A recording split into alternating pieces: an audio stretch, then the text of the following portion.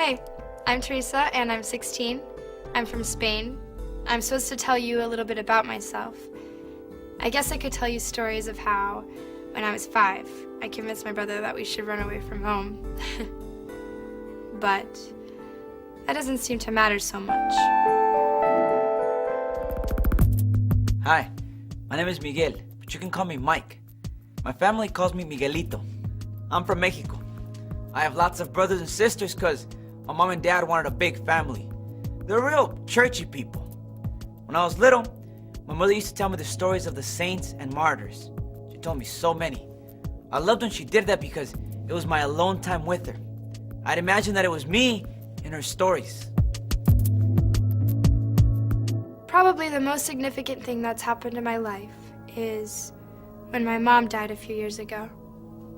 I loved her. It's been hard without her around. We used to do fun things together. Have you ever read silly romance stories? Me and my mom used to. They're so good. It's kind of a girl thing. Anyway, my dad did not like what we read. He could be too serious sometimes, and strict, but honest. He taught me not to lie. I'm not sure if it was dishonest, but my mom would ask me not to tell my dad that we read those stories. I couldn't win either way. I'm 18 years old now, but I feel I should tell you I'm 17. When I was a kid, I lost a year of my life. I got really sick and had some sort of infection in my brain. The doctors expected me to die. It was so hard on my family, especially my dad. I'm his firstborn son. All the doctors could hope for was that I would live with brain damage, and that doesn't seem like such a good thing. But my family stayed hopeful. I didn't talk at all for that whole year. It was a huge stress on my family, but I recovered.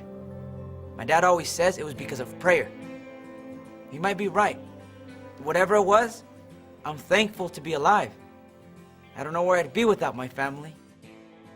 I'm close with my sister Concepcion. We used to do so much together. She would play games with me when I was a little kid. I can remember being really young and playing soldier. I would get dressed up in whatever I could find that resembled a soldier. Pots made good hands. My mom's tablecloth was a really good uniform, and a wooden spoon made a nice rifle. But I wasn't just any soldier. I was a wounded soldier, and I needed a nurse. That's where Concepcion came in. Her job was to nurse me back to health. She'd always do her best, but my imagination always got the best of her. Before she was done fixing me up, we'd get killed by enemy fire. Your mind comes up with crazy stuff when you're a kid. I really miss my mom. She hasn't been around for my teenage years, and I think I need a mom most of all at this time in my life. I don't want you to feel sorry for me or anything. I'm still a pretty typical girl. I like clothes. I love clothes, actually. You have to stay current with the fashions. It's not my fault I want to look good. That's just the way things are. That's what gets you noticed by boys. And it's fun to flirt with them. Did I mention that my father is strict?